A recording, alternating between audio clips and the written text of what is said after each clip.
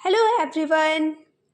तो आज हम देखेंगे इंफ्रारेड स्पेक्ट्रोस्कोपी के बारे में कुछ इम्पॉर्टेंट डिटेल्स जो जनरली हमको फार्मास्यूटिकल इंडस्ट्री के इंटरव्यू में पूछे जाते हैं।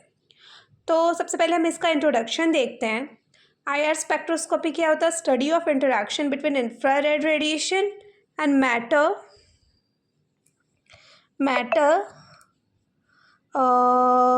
Bye absorption, emission and reflection.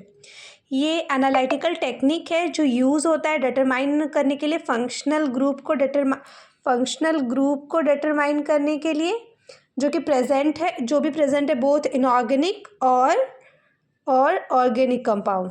Okay, उसके बाद हम liquid, solution, paste, powder, film, fibres, gases and surface can all भी एग्जामिन कर सकते हैं with the choice of sampling technique. It is a technique based on the vibration of atom of a molecule. It measures the vibration of atoms through which it is determined. ये कौन से USP chapter में कभी कभी हमको ये question पूछा जाता है कि इंफ्रारेड स्पेक्ट्रोस्कोपी को हम किस यूएसपी चैप्टर में स्टडी करते हैं, तो नंबर इज़ 854. और इंफ्रारेड स्पेक्ट्रोस्कोपी में कौन सा डिटेक्टर यूज़ होता है? Pyroelectric detector. तो अब हम देखेंगे प्रिंसिपल क्या होता है आईआर स्पेक्ट्रोस्कोपी का. जब ये पास होता है IR light through the analyte से, then there is a change in vibration and rotational movement में चेंज होता है ऑफ एटम जो सैंपल में प्रेजेंट है. When the frequency of the IR radiation is equal to the frequency of vibration of the molecule absorb IR radiation, तो जो pick होता है उसमें वो ऑब्जर्व्ड होता है.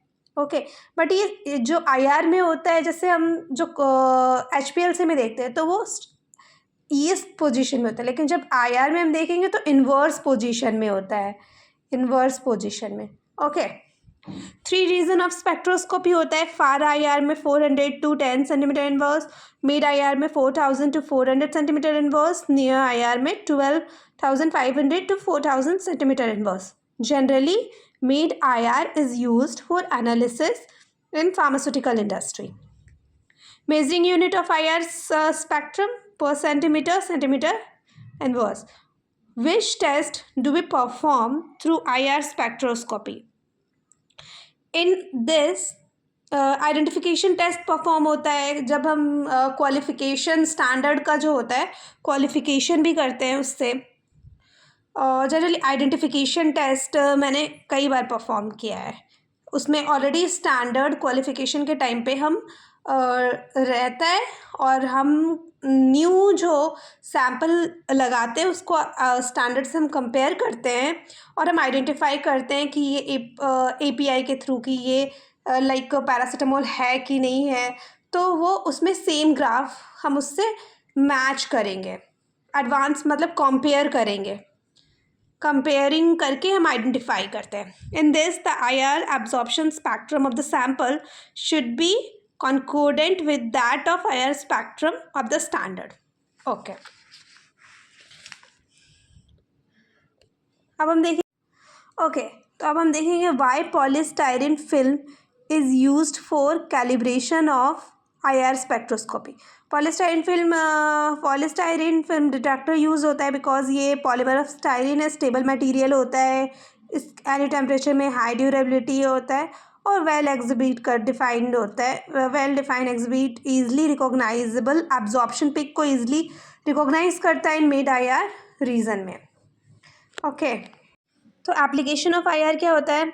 Identification of functional group and structure of organic compound, study of covalent bond in molecules, studying the progress of reaction, impurities का detection कर सकते हैं, स्टडी कर सकते हैं कि कितना वाटर परसेंट प्रेजेंट है सैम्पल में, shape of symmetry of an inorganic molecule, types of lamp कौन कौन से यूज़ होता है आईआर में. नियर आईआर में होता है tungsten halogen lamp, mid IR में होता है Nernst flower lamp and high pressure mercury lamp for far IR reason.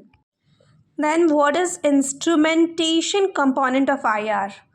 IR radiation source, wavelength selector, monochromator, sample holders, and cell detectors and recorder. Okay, why water is not used in IR? It has too strong infrared absorption peaks. In IR, alkali halide discs are frequency dissolved by water and a strongly polar solvent present. Okay, why IR peak are inverted shape में क्यों होता है? In infrared spectra, the absorption peak point downward because the vertical axis is the percent transmittance of the radiation through an organic molecule interacting with infrared radiation.